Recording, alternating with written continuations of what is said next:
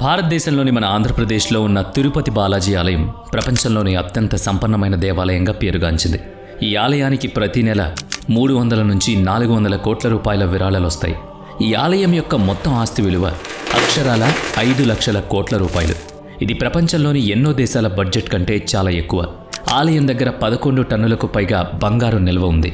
ఇందులో 1000 కిలోల బంగారు కిరీటం, 2.5 టన్నుల బంగారు కవచం మరియు వేల సంఖ్యలో బంగారు ఆభరణాలు ఉన్నాయి.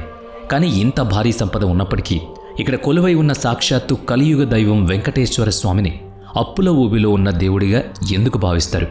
ఆ కథ వెనుక ఉన్న అసలు రహస్యం ఏంటి? ఇది కేవలం సంపదకు సంబంధించిన విషయం మాత్రమే కాదు.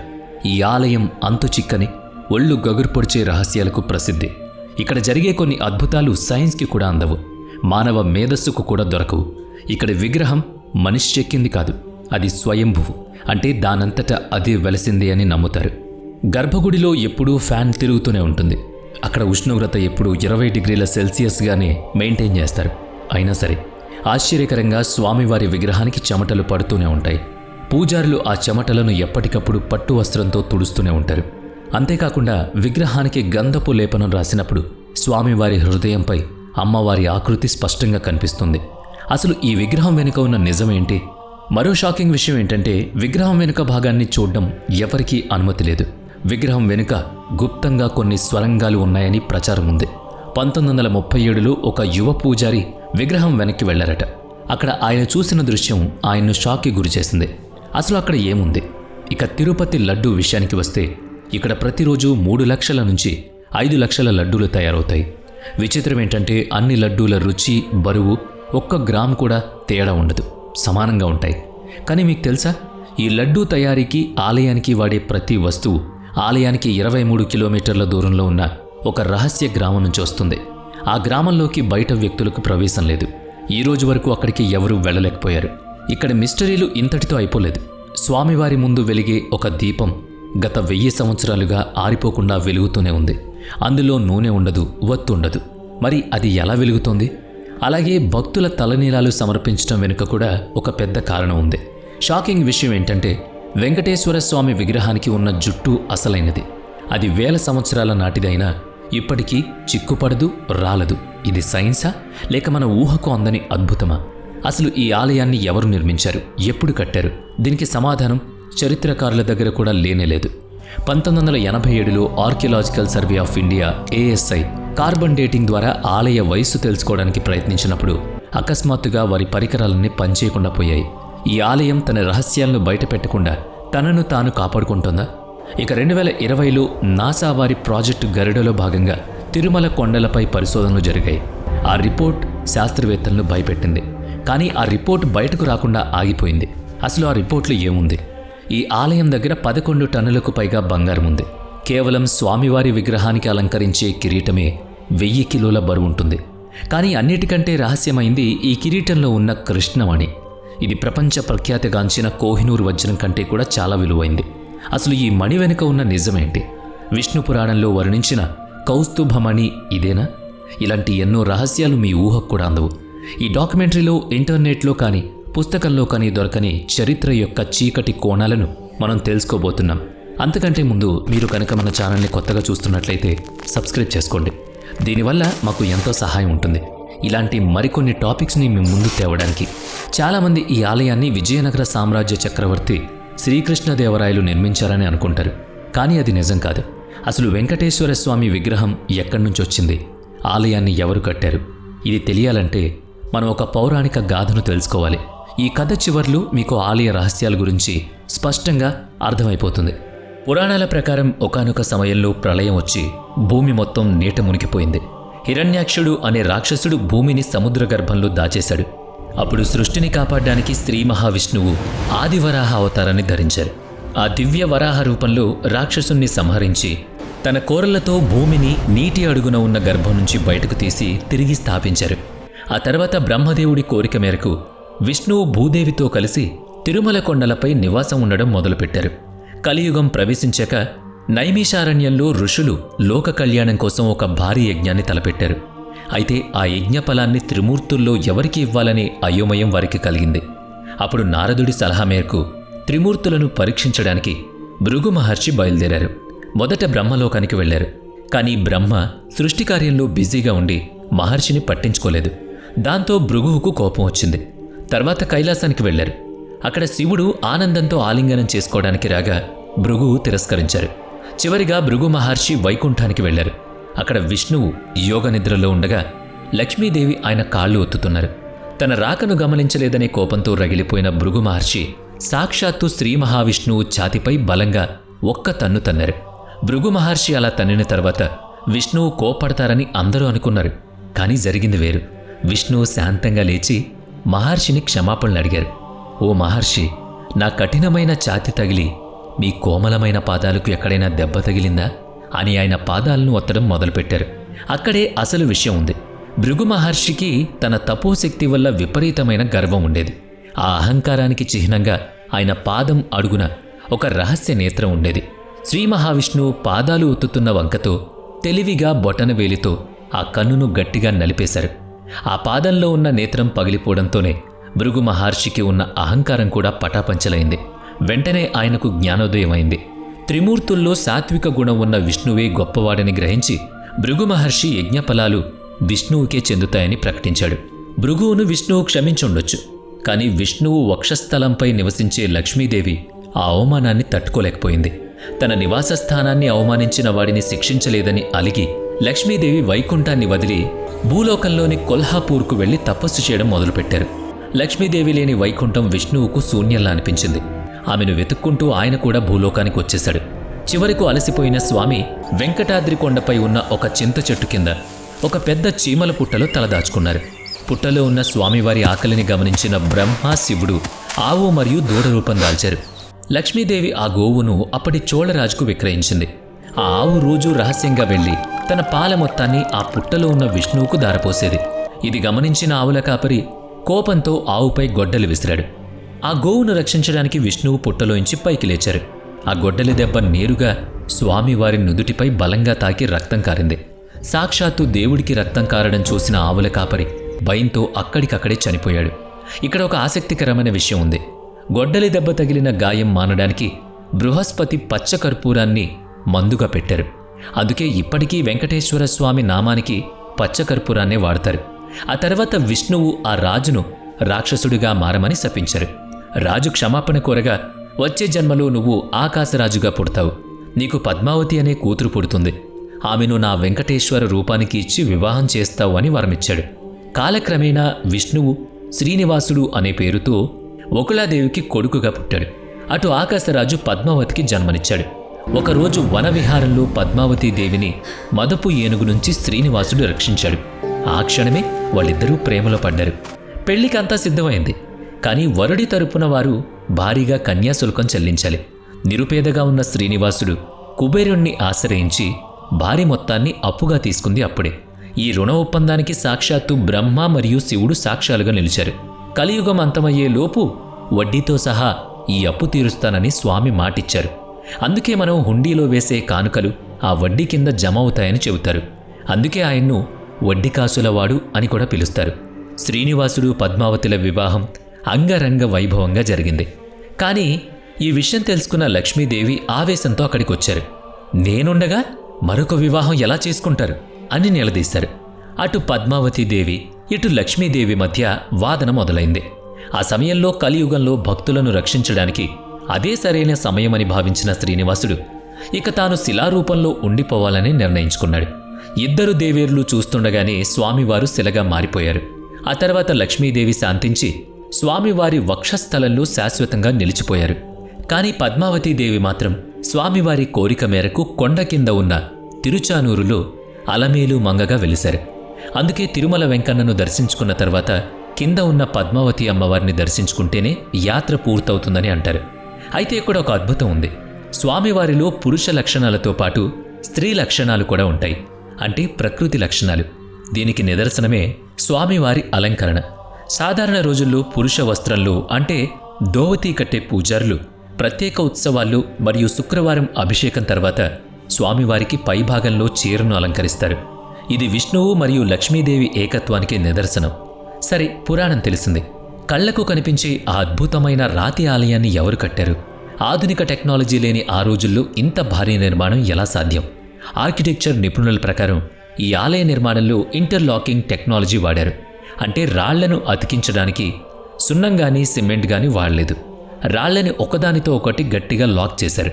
గురుత్వాకర్షణ శక్తితో నిలిచి ఉండేలా చూశారన్నమాట. అందుకే వేల ఏళ్లు గడిచినా భూకంపాలొచ్చినా ఈ ఆలయం చెక్కు చెదరలేదు. శాసనాల ప్రకారం 9వ శతాబ్దంలో పల్లవ రాజులు ఈ ఆలయ నిర్మాణానికి పునాదులు వేశారు. నల్ల గ్రనైట్ రాళ్లతో గర్భగుడిని మొదట వారే కట్టించారు. ఆ తర్వాత 10వ శతాబ్దంలో చోళరాజులు ఆలయాన్ని విస్తరించారు. కానీ ఇప్పుడు మనం చూస్తున్న ఈ స్వర్ణ వైభవం మాత్రం విజయనగర సామ్రాజ్య రాజుల వల్లే సాధ్యమైంది. ముఖ్యంగా శ్రీకృష్ణదేవరాయలు ఈ ఆలయానికి పరమ భక్తుడు. ఆయన తన జీవితకాలంలో 7 సార్లు తిరుమలను దర్శించుకున్నారు. 1509 నుంచి 1529 మధ్యలో ఆయన గర్భగుడి పైన ఉన్న గోపురానికి బంగారపు తాపడం చేయించారు. అంతేకాకుండా నవరత్నాలు పొదిగిన కిరీటాలను, కత్తులను కానుకగా ఇచ్చారు. ఆయనతో పాటు మరాఠా పాలకులు ఆలయ నిర్వహణలో కీలక పాత్ర పోషించారు. ఆ తర్వాత బ్రిటిష్ కాలంలో ఈ ఆలయం మహంతుల పాలనలో ఉండేది. చివరిగా 1933లో టీటీడీ తిరుమల తిరుపతి దేవస్థానం ఏర్పడింది. ఇక ఈ ఆలయం దగ్గర ఉన్న సంపదను గురించి తెలిస్తే మైండ్ బ్లాక్ అవుతుంది. ఇటీవలే టీటీడీ విడుదల చేసిన శ్వేతపత్రం అంటే వైట్ పేపర్ ప్రకారం స్వామివారి ఆస్తుల విలువ అక్షరాల 2.5 లక్షల కోట్ల రూపాయలకు పైమాటే. ప్రపంచంలోనే అత్యధిక ధనవంతుడైన దేవుడిగా మన వెంకన్న నిలిచాడనమాట. భక్తులు ఆయనపై చూపించే ప్రేమకు ఇది నిదర్శనం. కానీ అన్నిటికంటే పెద్ద మిస్టరీ ఏంటో తెలుసా?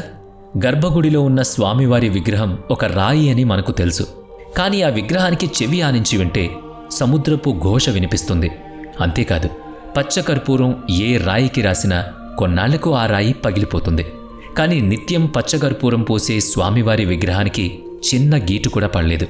ఇది సైన్స్కు కూడా అందని ఒక అద్భుతం. ఇదే కదా మన కలియుగ వెంకటేశ్వర స్వామి మహత్యం. ఆలయానికి ప్రతి నెల 300 నుంచి 400 కోట్ల ఆదాయం వస్తుంది. ఇక ఏడాదికైతే 5,000 కోట్ల కంటే ఎక్కువే. ఆలయం దగ్గర 11 టన్నులకు పైగా బంగారం నిల్వ ఉంది. ఇందులో 1000 కిలోల కిరీటం, 2.5 టన్నుల బంగారు కవచం ఉంది. 2022లో అయితే ఒకే రోజు ఒక భక్తుడు ఏకంగా 1000 కిలోల బంగారాన్ని దానం చేశాడు. ఈ డబ్బంతా ఎక్కడికి వెళుతుంది? టీటీడీ దగ్గర 43,000 ఎకరాల భూమి, షేర్ మార్కెట్లో 10,000 కోట్ల పెట్టుబడులు మరియు ప్రపంచవ్యాప్తంగా 12 బ్యాంక్ ఖాతాలు ఉన్నాయి. ఈ సంపదను కాపాడడానికి రిజర్వ్ బ్యాంక్ తరహాలో కట్టుదిట్టమైన భద్రతతో ఒక భూగర్భ వాల్ట్ ఉంది. ఇది ఎంత సురక్షితం అంటే దీన్ని తెరవాలంటే 3 వేర్వేరు వ్యక్తుల వేలిముద్రలు కావాలి. మరి ఇంత డబ్బుతో ఏం చేస్తున్నారు? స్వామివారి ఆదాయం సమాజ సేవకి ఖర్చవుతుంది. ప్రతి ఏటా 2,000 కోట్ల కంటే ఎక్కువ ఖర్చు చేస్తున్నారు. ఇందులో ముఖ్యమైనది అన్నదానం. ఇంత భారీగా ఖర్చు చేస్తున్నారు సరే, ఆలయ సంపద రోజురోజుకు 10 రెట్లు ఎలా పెరుగుతోంది? దీనికి కారణం ఆలయం కేవలం ఖర్చు పెట్టడమే కాదు, తెలివిగా పెట్టుబడులు కూడా పెడుతోంది. తిరుమల ఆలయం కేవలం విరాళాలపైనే ఆధారపడలేదు. వారి ఆర్థిక వ్యూహం చాలా పెద్దది. ఆలయం తన దగ్గర ఉన్న నిధుల్లో 12,000 కోట్లకు పైగా ఫిక్స్డ్ డిపాజిట్లు పెట్టింది. దీని ద్వారానే ఆలయానికి ఏటా 800 కోట్ల రూపాయల లాభం వడ్డీ రూపంలో వస్తుంది. అంతేకాకుండా 10,000 కోట్లకు పైగా డబ్బును రిలయన్స్, టాటా మరియు ఎస్బీఐ వంటి బడా కంపెనీల షేర్లలో పెట్టుబడులు పెట్టింది. దీనివల్ల ఆలయానికి భారీగా లాభాలు వస్తున్నాయి. డబ్బు మాత్రమే కాకుండా ఇక్కడ భక్తులు తమ జుట్టును కూడా దానం చేస్తారు. ఇది ఒక వింతైన రహస్యమైన సాంప్రదాయం. అసలు జుట్టు ఎందుకు ఇస్తారు? పురాణాల ప్రకారం ఆవుల కాపరి గొడ్డలి విసిరినప్పుడు విష్ణువు తలకు గాయమై అక్కడ జుట్టు ఊడిపోతుంది. అది చూసిన గంధర్వ రాజకుమారి నీలాదేవి ఏమాత్రం ఆలోచించకుండా తన పొడవైన అందమైన జుట్టును కత్తిరించి విష్ణువు తలకు అతికించింది. స్త్రీకి జుట్టు చాలా ముఖ్యం. అయినా ఆమె చేసిన త్యాగానికి విష్ణువు ముగ్ధుడయ్యాడు. తిరుమలకు వచ్చి ఎవరు జుట్టు దానం చేస్తారో వారి కోరికలు తీరతాయని ఆయన వరం ఇచ్చాడు. అందుకే అక్కడ లక్షల మంది తలనీలాలు ఇస్తారు. ఎందుకంటే తలనీలాలు ఇవ్వడం అంటే కొద్దిగా అందవికారంగా కనిపించడమే. కానీ మనిషిలోని గర్వం, అహంకారం అంతా కూడా ఆ జుట్టు రూపంలో అక్కడ దానమిస్తే వాళ్ల మనసు, గుణం స్వచ్ఛంగా మారుతుందనేది నమ్మకం. వెంకటేశ్వర స్వామి విగ్రహంపై ఉన్న జుట్టు ఆ నీలాదేవిదే అని, ఇప్పటికీ సజీవంగా ఉంటుందని నమ్ముతూ ఉంటారు. భక్తులు ఇచ్చిన జుట్టును సేకరించి శుభ్రం చేసి హెయిర్ విగ్గులు మరియు ఎక్స్టెన్షన్లు తయారు చేస్తారు. విదేశాల్లో భారతీయ జుట్టుకు భారీ డిమాండ్ ఉంది. వీటిని అమ్మడం ద్వారా ఆలయానికి నెలకు దాదాపుగా 20 లక్షల రూపాయల ఆదాయం వస్తుంది. ఇప్పుడు సైన్స్కు, మన ఆలోచనలకు కూడా అందని అసలైన రహస్యం గురించి మాట్లాడుకుందాం. అదే విగ్రహం వెనుక భాగం. 1937లో ఒక భయంకరమైన సంఘటన జరిగింది. రామానుజాచార్య అనే ఒక యువ పూజారి ఉత్సుకత ఆపుకోలేక విగ్రహం వెనుక తొంగి చూశాడు. ఆ తర్వాత రోజే ఆయన కంటి చూపు పోయింది. నాలుక పడిపోయి మాట్లాడలేకపోయాడు. ఆలయ రికార్డులో ఇది దైవశాపంగా నమోదైంది.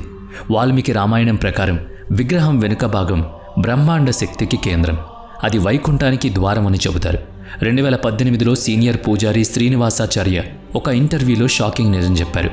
రాత్రివేళ గర్భగుడిలో ఒంటరిగా ఉన్నప్పుడు విగ్రహం వెనుక నుంచి ఎవరో శ్వాస తీసుకుంటున్నట్టు శబ్దం వినిపిస్తోంది. అక్కడ ఏదో ఉన్నట్టే అనిపిస్తుంది. అంతేకాకుండా 2005లో ఒక పూజారి అక్కడ నీలిరంగు కాంతిని చూశానని చెప్పారు.